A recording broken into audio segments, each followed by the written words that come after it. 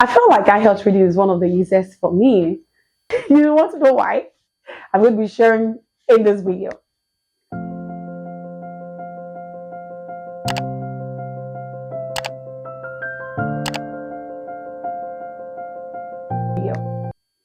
Hi guys, welcome to my YouTube channel. My name is Ifolo Alabi, and I have been doing a series on understanding IELTS, how IELTS works, and how you can actually pass your IELTS in 2024. So I am from Nigeria, even though I am based in Canada. But the way the price of IELTS actually skyrocketed has got me really thinking about doing videos like on this. Like when I was writing this, when I wrote this exam, or when I was writing the exam, I think my first one was almost 70,000 and increased to 75,000, and even the last one that I passed was 75,000. But now the price has changed, which I have actually been sharing is now 266,000 naira. 260,000 naira. I know if you convert it to dollars, it's not so much, but really in the economy over there, it's a lot of money. And even the equivalent here in Canada is also not so cheap. So yeah, so you need to actually prepare. I'm going to be sharing how you can ace it, how you can have your 7.0, which is the minimum score in case you're looking at coming to Canada, because you're looking at the Federal Skilled Workers Program, because IELTS is one of the requirements over there.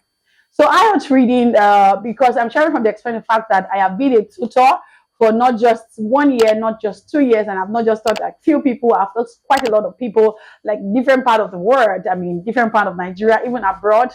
I've had to teach people in UK at some point. I had to teach people in Canada, even I've had to teach people in the United States of America, because a lot of people are looking at immigrating, and IELTS, English proficiency, is one of the requirements. I really don't know why, because we all speak English, but it is what it is. So the way I will start is that I will actually share like an overview of the exam so that you understand what you're going into. So the first thing I will say for IELTS reading is that the exam is 60 minutes. Like the duration of the exam is actually 60 minutes, and the equivalent of 60 minutes is actually 1 hour. And the exam, like the questions, actually 40 questions. So if you have actually watched my video on listening, you will know that I shared that for listening you have 40 questions, and you also have like you have 40 questions, and you have 30 minutes. But when it comes to reading, you have 40 questions, same 40 questions, but what you have is like you have 1 hour.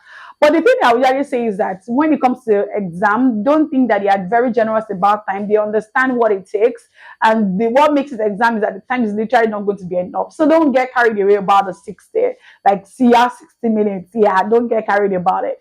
So what are the strategies you just really need? Like, it's very similar to high school version in the sense that like when you're doing English in high school, like this comprehension in English. So IELTS reading is actually very similar. So what you get to have is that you get to have 3 long passages, and you have set of questions that are going to be given to you, and you're meant to answer them based on the passages. But the thing I do like about this IELTS reading is that some of the passages that are going to be given to you are going to be so long, and at times it can be uninteresting. Like uninteresting. So tell me why they are sharing history and nobody just have to read it. So, but yeah, the strategy is that you are not going to the exam to go and read, like you're not going to the exam to go and read all the passages and sit down with it.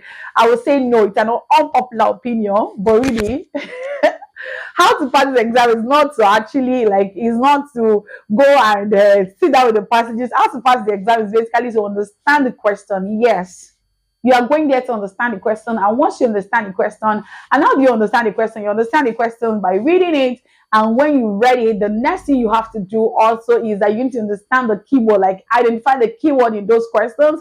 And once you're able to do that, you use the keyword to locate the answer in the passage, and that's how it works. So it's not like you're fabricating the answer from your mind or from what you've known before. Please don't do that. In fact, I would like to say that when you are focusing on IELTS, you don't want to assume. If you, let's say for listening, what you don't hear, what was not spoken, don't write it down. And also reading, what you can't see in your passages, don't fabricate it. So for example, the question can be said as apples are yellow, which in reality is apples are either green or some are even red, So, but really, the question is saying apples are yellow. So you have to forget about what you previously know about the topic and focus on the fact that the passage is saying apples are yellow. So another thing you need to know is that you need to understand this concept of synonyms and paraphrasing. So what is actually synonyms and paraphrasing? Synonyms and paraphrasing, like synonyms, like you say, is that words that are nearest the meaning, like still the same meaning, but you are the nearest word, nearest to meaning. So for example, like there are words like car, for example, and the synonyms can be like very cool, which is still the same thing.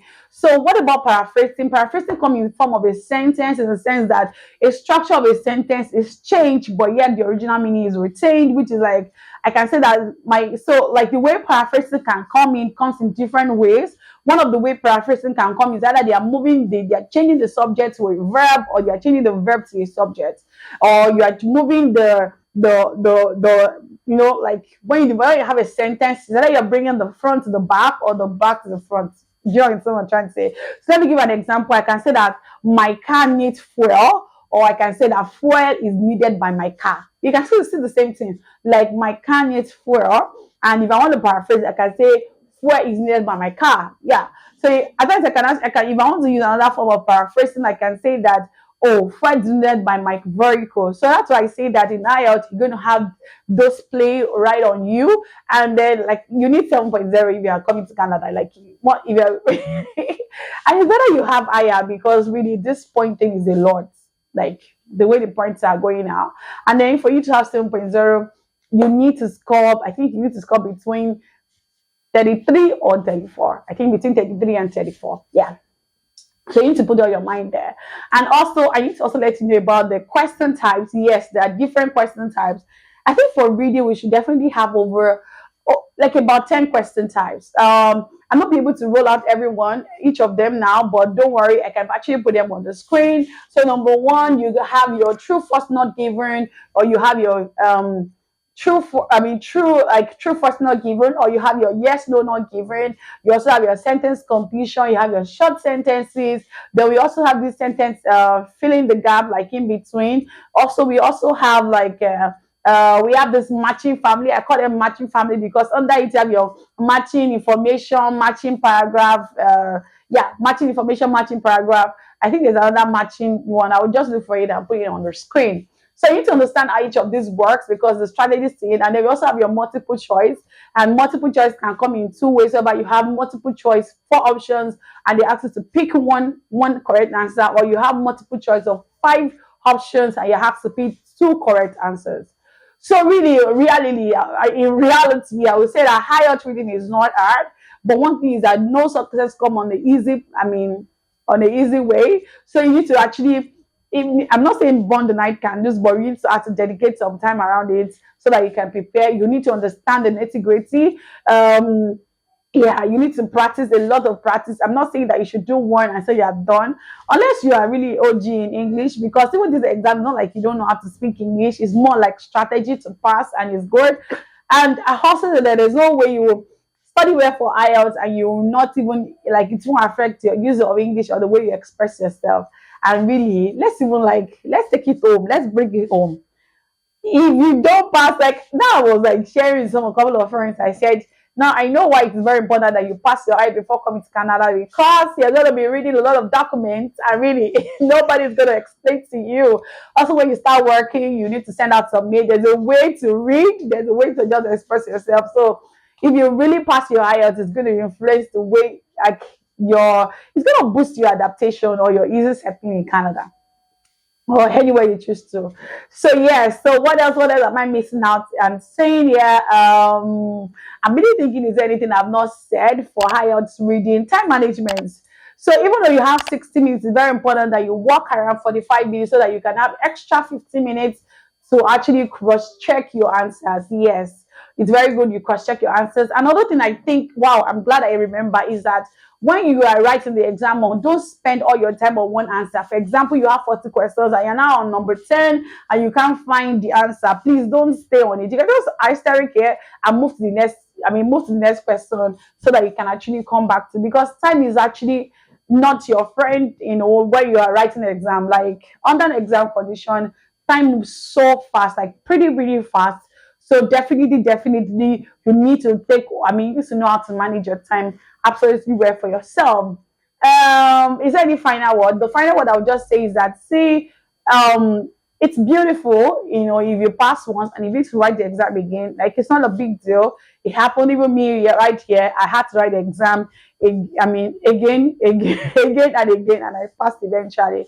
But really, I felt like, for me, reading was never an issue. Right? I mean, speaking was never an issue. Listening was never an issue. Reading was never an issue. What became an issue for me was writing, and I'm going to talk about it in my next video. So what I would just say is that I wish you success, and I hope that you pass the exam right at your one sitting. And if you're writing it again, don't worry, just calm down. Like, you need to actually calm down. Like, this exam is not hard, and I want you to have that perspective. I mean, perspective, or to have that, what would I call it? To have that thought, like, let your mind be on the fact that you will pass, you can pass, and you can do it. So bye for now, everyone. Bye.